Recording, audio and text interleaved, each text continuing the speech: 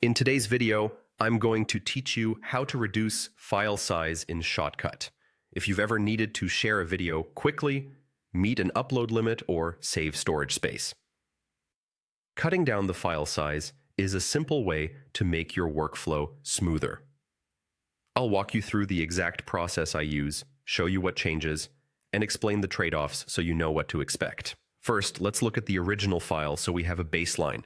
The clip I'm using is about 41 to 41.5 megabytes.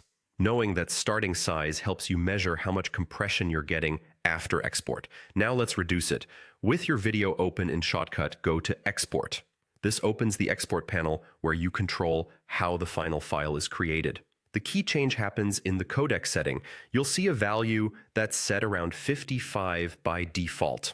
Think of this number as a quality or compression level tied to the codec.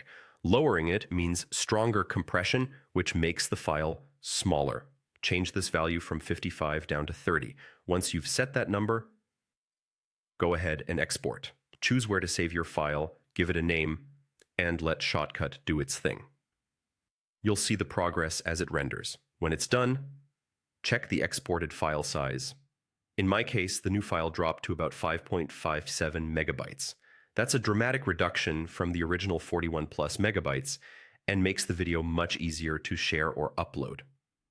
So what actually happened? By lowering that codec value, Shotcut compressed your video more aggressively. Compression reduces the amount of data stored, which is why the file size shrinks so much. The trade-off is image quality. You may notice softer details, more visible artifacts in fast motion, or a bit of banding in gradients. That's normal with higher compression.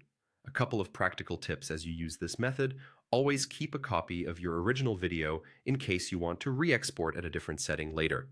After exporting, play the new file all the way through to make sure the quality is acceptable for your needs.